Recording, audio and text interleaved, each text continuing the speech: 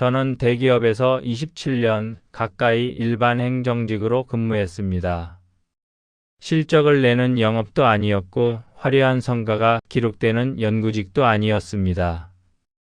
하지만 조직의 흐름을 잡고 사람들의 일정을 맞추고 여러 부서를 잇는 연결점 역할을 해 내 나름의 자부심은 있었습니다. 그러던 어느 날 팀장이 회의실로 저를 불렀습니다. 이미 몇 주 전부터 감지된 재무부문 구조조정의 바람이 저에게까지 올 것이라는 생각은 했습니다. 하지만 막상 제 이름이 적힌 권고사직 통보서를 받아들고 앞으로의 일정은 인사팀에서라는 말을 듣는 순간 저는 머릿속이 하얘졌습니다. 그날 오후 저는 의자에 앉아 한참을 모니터만 바라보고 있었습니다. 손끝이 저렸고 가슴은 비어 있었습니다. 오랫동안 익숙했던 사무실 풍경이 갑자기 낯선 장소처럼 느껴졌습니다. 며칠 뒤 저는 가족들에게 공식적으로 통보했습니다. 이미 미리 이야기해 두긴 했었지만 막상 그날이 오니 말하는 제 목소리가 떨렸습니다. 아내는 아무 말 없이 고개를 끄덕였고 대학생인 두 아이는 서로 눈치를 보듯 조용히 방으로 들어갔습니다. 그 정적이 더 아프게 느껴졌습니다. 퇴직 후 첫 월요일 저는 평소보다 더 일찍 눈이 떠졌습니다. 출근할 곳이 없다는 사실이 머리로는 이해되었지만 몸은 여전히 27년의 리듬을 기억하고 있었습니다. 거실에서 멍하니 앉아 있는데 아내가 조심스레 커피를 건넸습니다. 여보 괜찮아?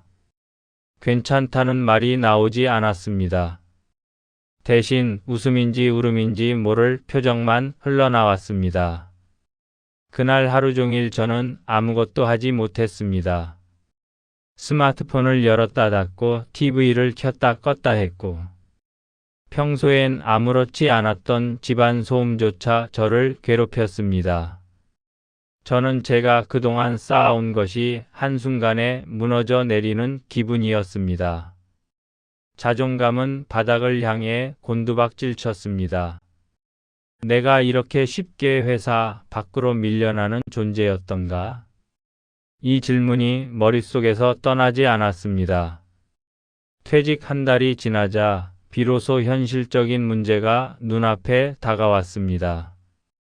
회사에서 나온 위로금이 예상보다 적었습니다. 집 대출은 여전히 남아 있었고 대학생인 두 아이의 학비는 고정지출처럼 묵직하게 기다리고 있었습니다. 이 돈으로 얼마나 버틸 수 있을까? 혼자 눈앞의 숫자를 계산하다 보면 심장이 조여왔습니다.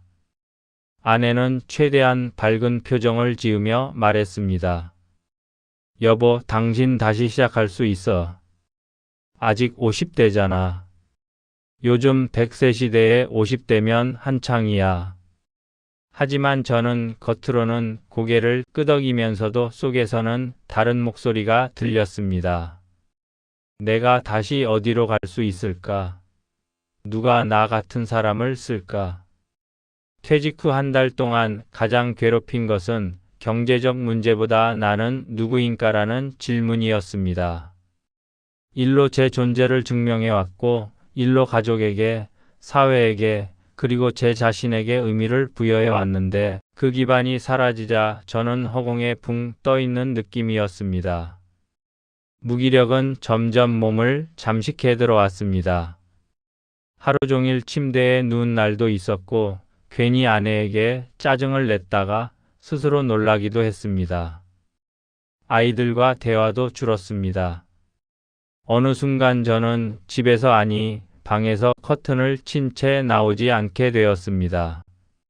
아이들이 집을 나간 순간 아내가 아르바이트를 한다며 나가면 조용히 거실에 나와 소파에 누웠습니다. 손가락 하나 움직일 힘이 없었습니다. 그렇게 1년을 지냈습니다. 시간이 흐르는지도 모른 채 지내던 어느 날 거실창 너머 햇살에 비치는 먼지를 보았습니다. 갑자기 먼지처럼 사라지고 싶은 생각이 들었습니다. 옷을 대충 차려입고 밖으로 나왔습니다. 정처 없이 걷다 보니 동네 공원이었습니다. 거기에는 웬 남자들이 삼삼오오 모여 있기도 했고 혼자 벤치에 앉아 있는 남자들도 있었습니다. 저도 빈 벤치에 혼자 앉아 있는데 어떤 70대의 어르신 한 분이 제 옆으로 와서 말을 걸었습니다. 저를 아래 위로 휘어보더니 다 알겠다는 표정으로 옛날 IMF 시절 이름만 대면 아는 대기업의 자동차 회사에서 일했던 이야기며 회사가 망한 이야기를 줄줄 하기 시작했습니다. 망한 후에 자기가 어떻게 버티며 살아왔는 이야기를 덤으로 하였습니다. 그리고 내일 또 보자고 하며 어깨를 툭툭 치고 갔습니다. 참 재밌는 양반이구나며 집으로 돌아와 씻고 아내가 차려놓은 밥을 먹었습니다. 한순간에 저는 언제 그랬냐는 듯이 일상을 살게 되었고 그 어르신을 만나러 공원에 계속 갔습니다. 그 어르신과 이런저런 세상 이야기도 하고 어르신 안마도 해드리고 하는 시간이 너무 재미있었습니다. 그렇게 저는 다시 세상 속으로 들어가게 되었습니다.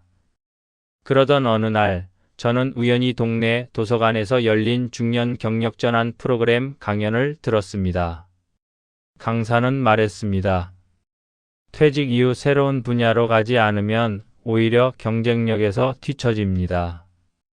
중년 이후에는 축적된 인생 경험을 활용할 수 있는 전혀 다른 직업이 필요합니다.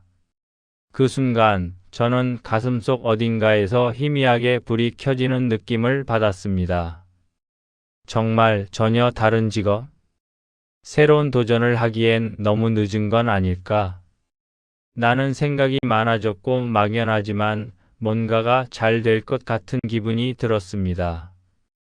며칠 후 저는 또 어르신을 만나려고 공원에 갔습니다. 어르신들이 모여 체조를 하고 있었습니다. 저도 따라하게 되었는데 은근히 재미가 있었습니다. 저는 별 특별한 동작을 하지 않고 따라만 했는데 공원에 모인 어르신들은 제 동작이 재밌고 웃긴다고 좋아들 하셨습니다.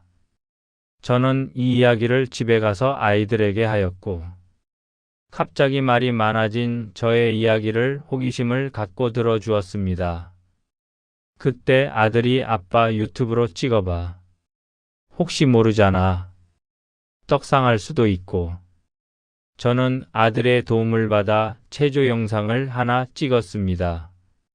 그리고는 잊어버리고 살았습니다. 그 시기에 아내는 저에게 자격증이라도 좀 따놓으라고 말했습니다. 아내의 성화에 못 이겨 문과 출신이고 머리가 예전같이 팽팽 돌아가지 않는 저는 사회복지사 공부를 하고 이력서를 내러 다녔습니다. 저는 알고 있었습니다. 아무도 나이든 이 아저씨를 써주지 않을 거라는 것을요. 근데 어느 요양원에 이력서를 들고 간 날 면접관이 저를 알아봤습니다. 혹시 유튜브 체조 선생님? 저는 그제서야 아들이 만들어준 유튜브 기억이 났습니다. 저는 취직이 되었습니다. 제가 선택한 새로운 직업은 노인복지센터의 시니어 트레이너, 즉 시니어 체력건강관리 지도 일이었습니다. 저는 오늘도 어르신들을 모시고 체조를 합니다. 어르신들의 박장대소 웃음에 저도 따라 웃습니다. 퇴직을 하고 아내가 해준 말이 기억이 납니다. 100세 시대에 50은 한창이야. 아내의 말처럼 되었습니다. 아내의 그 긍정적인 말이 선물이 되어 돌아온 것이었습니다. 오늘은 아내의 손을 잡고 공원 산책을 나가 보려고 합니다.